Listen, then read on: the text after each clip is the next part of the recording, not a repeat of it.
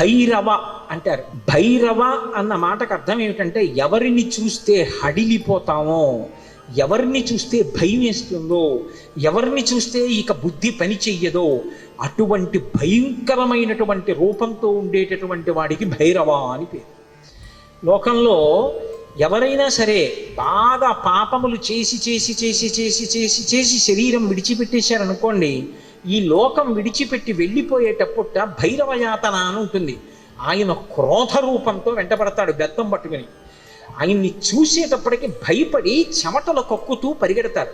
పరిగెత్తి పరిగెత్తి పరిగెత్తి దాహార్తితో యమసదనం దగ్గర అగ్నిజ్వాలలతో ఉంటుంది తోరణం. ఆ తోరణం కింద నుంచి దూరుతాడు కాలిపోతూ. ఆ దోషం పోవాలి అంటే కాలభైరవ దర్శనం చేస్తారు. కాఠ్మండూలో, కాశీపట్టణంలో కాలభైరవ దేవాలయాలు ఉన్నాయి.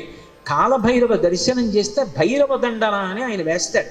ఓ బెత్తం పెట్టి ఓసారి వీపు మీద కొడతారు ఇలాగా. అంటే అక్కడతో ఆ పాపాన్ని తీసేస్తాడు. ఆ చాలా అనుగ్రహమూర్తి. అలాగే కార్తీక మాసంలో వచ్చేటటువంటి పౌర్ణమి నాడు జ్వాలాతోరణం చేస్తారు.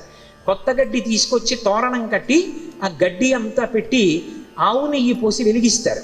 వెలిగించి పార్వతీ పరమేశ్వరులు పల్లకీలో వెళుతుంటే హరహర మహాదేవ శంభో శంకర అంటే భక్తులు కూడా పల్లకీతో వెళ్ళి మళ్ళీ వస్తూ ఉంటారు. ఎందుకు అలా వెళ్ళి వస్తూ ఉంటారు అంటే నరకలోకానికి వెళ్ళి అగ్నితోరణం కింద నుంచి దూరవలసినటువంటి అగత్యాన్ని తీసేసి ఇక్కడే అగ్నితోరణం కింద నీవు అక్కడ చూడక్కర్లేదురా, నేను నీకు అండ ఉంటాను, బెంగ పెట్టుకోకని ఆయన నడిచి ఆయన వెనక మనం నడిస్తే ఇంకా అక్కడ అగ్నితోరణం చూడక్కర్లేదు, తిన్నగా మంచి లోకాలకు వెళ్ళిపోతాడు. దానికోసం ఇక్కడ ఆయన అద్భుతమైనటువంటి జ్వాలాతోరణం చేస్తాడు. మనం చేస్తే అనుగ్రహాన్ని శంకరుడి ద్వారా పొందుతామని. అందుకని భైరవ అంటారు. శంకర భగవత్పాదులు కాలభైరవుని యొక్క వైభవం మీద ఒక అష్టకం చేశారు. దేవరాజ సేవ్యమాన భావనంగ్రి పంకజం వ్యాళయజ్ఞ సూత్రం ఇందుశేఖరం కృపాకరం నారదాది యోగి బృంద వందితం దిగంబరం కాశికాపురాధినాథ కాలభైరవం భజే. నారదాది యోగి బృంద వందితం దిగంబరం అంటారు. ఆయన నారదుడు వంటి యోగి బృందముల చేత నుతింపబడుతూ ఉంటాడు. దేవరాజ సేవ్యమాన భావనాంగ్రి పంకజం, పావనాంగ్రి పంకజం. దేవరాజు అంటే ఇంద్రుడు. ఇంద్రాదుల చేత పూజింపబడేటటువంటి పాదపద్మములు కలిగినటువంటి వాడు. వ్యాళయజ్ఞ సూత్రం ఇందుశేఖరం కృపాకరం.